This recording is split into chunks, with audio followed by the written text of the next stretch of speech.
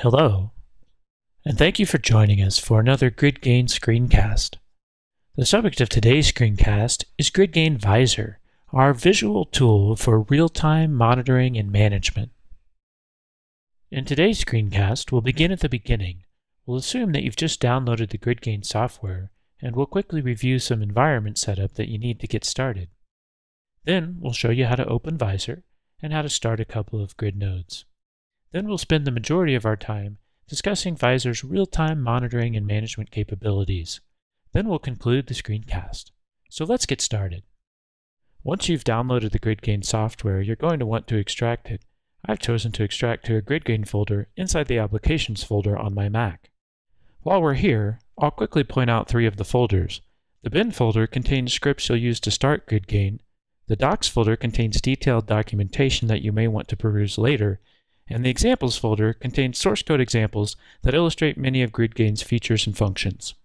With the software extracted, we're going to want to take a look at our environment.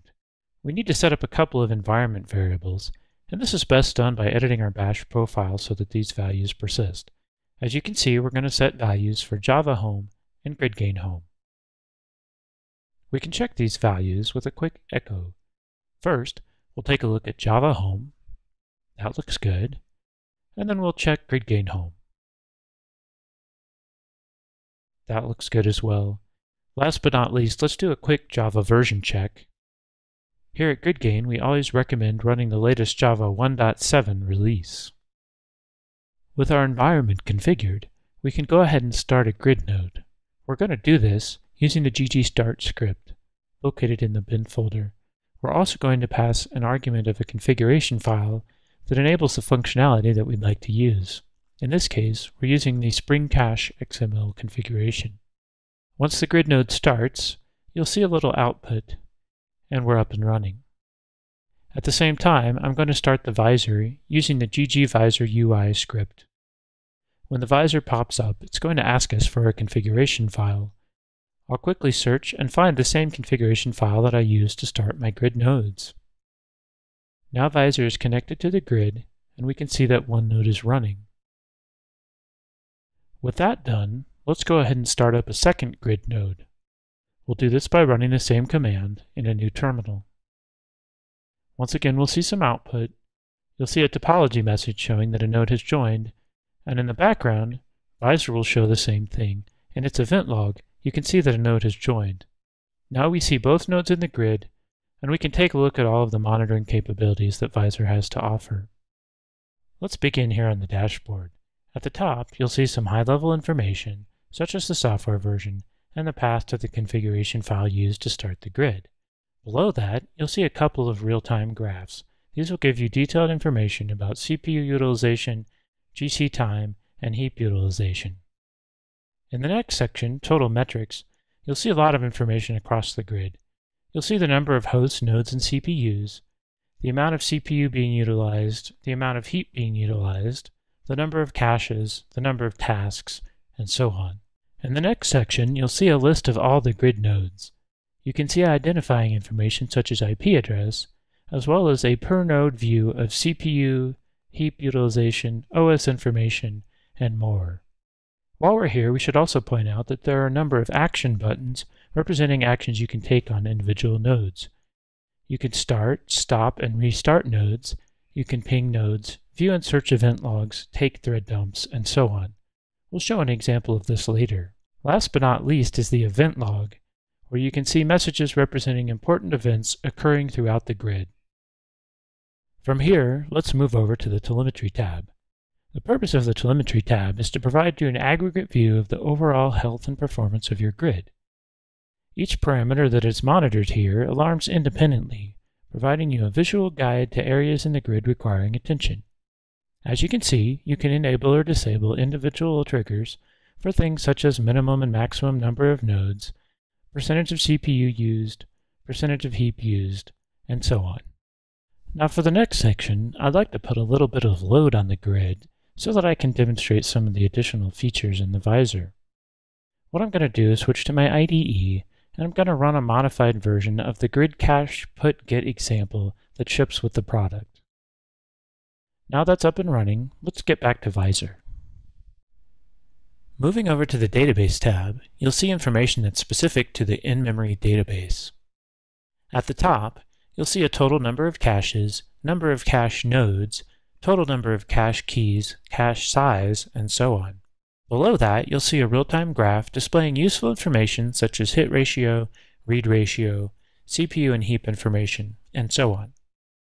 In the next section, Nodes with Caches, you'll see a list of nodes hosting cache data, as well as performance information about each node.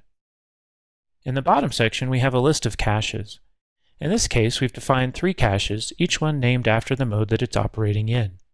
Therefore, we have local, partitioned, and replicated caches. It's worth mentioning that on this screen, you can select different nodes, as well as different caches, and the real-time graph will update to reflect your selection. Now let's take a closer look at one of these caches. I'm going to double-click on the partitioned cache, which will bring up the Cache tab for that particular cache.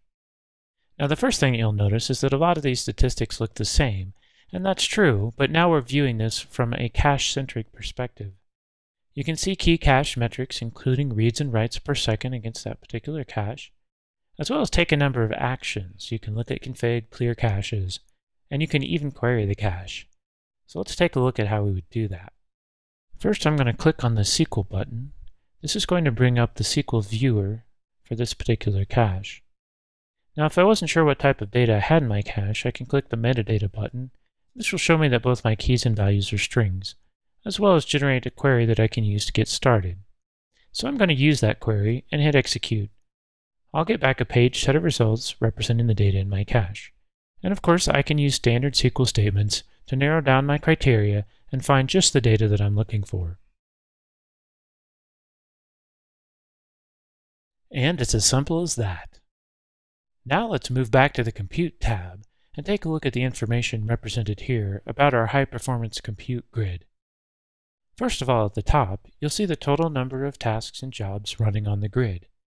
Below that, you'll see a pair of real-time graphs. The first represents the current and average active and waiting number of tasks on the grid. The second represents the current, average, and maximum execution and wait times represented in milliseconds. Below that, in the Tasks panel, you'll see a list of current tasks and some information about each task. Moving down one more section, in the Sessions panel, you'll see the current task sessions. You'll be able to see a little bit of information about the state of each session, whether it's started, finished, or so on, and you can actually stop a session in progress if need be. At the bottom, you'll see a list of nodes.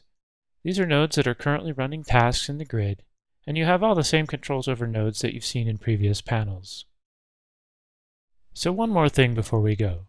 Let's go back to the dashboard and take a look at one of those actions we can perform on individual nodes. We're going to select a node and then click the Log Viewer button. We'll hit Open, and the log file for the selected node will pop up. This is obviously much easier than having to log on to each node to view the log. Once the log is loaded, we can quickly search through the log for particular messages. For example, if I wanted to see topology messages, I could start searching for Grid Discovery Manager and quickly highlight the lines that I'm interested in. And there you have it. That concludes our screencast on GridGain Visor. We'd like to thank you for joining us today, and we invite you to visit us on the web at www.gridgain.com, where you can find much more detailed product information. Thanks again, and have a great day.